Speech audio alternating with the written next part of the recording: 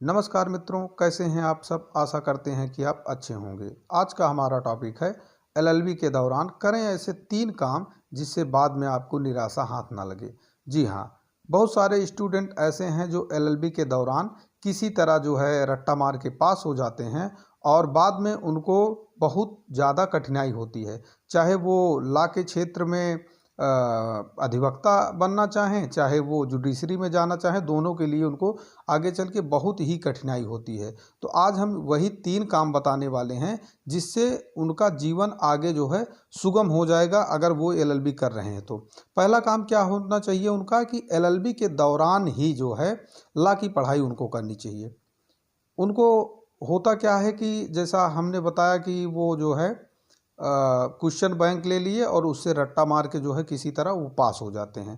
तो ये गलत तरीका है। आपको करना क्या चाहिए कि जब आप एलएलबी कर रहे हैं उसी दौरान आपको जो है बेयर एक्ट ले लेनी चाहिए। जिस सेमेस्टर में आप हैं उस सेमेस्टर में जो जो भी बेयर एक्ट है, अगर हो सके तो किताबें, नहीं तो बेयर एक्ट लेकर आप अच्छे से पढ़ाई करिए और वह सेमेस्टर जो है कंप्लीट करिए।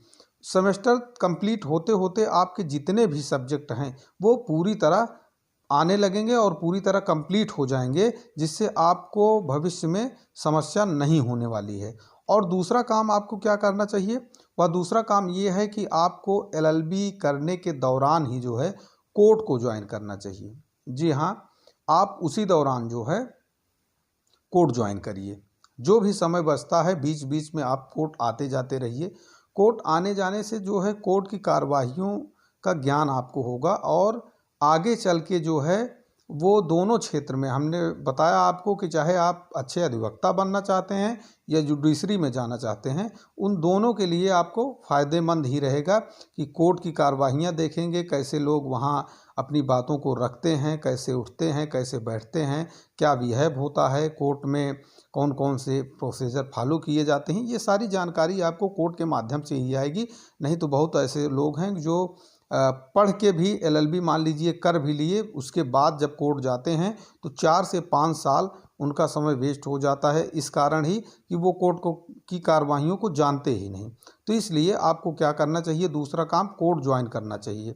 और कोर्ट ज्वाइन करने पे बहुत सारी चीज़ें वहाँ कोर्ट के दौरान ही आपको सीखने की लिए मिल जाएंगी।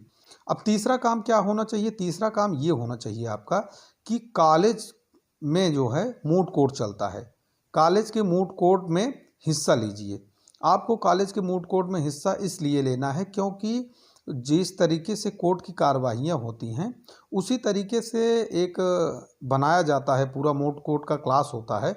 उसमें जज भी बच्चों में से ही जज बनाए जाते हैं, अधिवक्ता भी होते हैं, वादी प्रतिवादी, ये सारी चीज़ उसमें होते हैं और काल्पनिक तौर पे दिखाया जाता है। उसमें आप हिस्सा लेंगे तो आपको कैसे बोलना है, कैसे अपनी बातें रखनी है, कैसे प्लेंट में जो बातें हैं उसको जज के सामने रखनी है, ये मूट कोर्ट से ही आएगा। और उसी दौरान आपको क्या करना है, मूट कोर्ट में हिस्सा ले रहे हैं उसी दौरान आपको जो है चौथे या 5वें सेमेस्टर से ही किसी सीनियर के अंडर में जो है प्रैक्टिस करना स्टार्ट कर देनी चाहिए।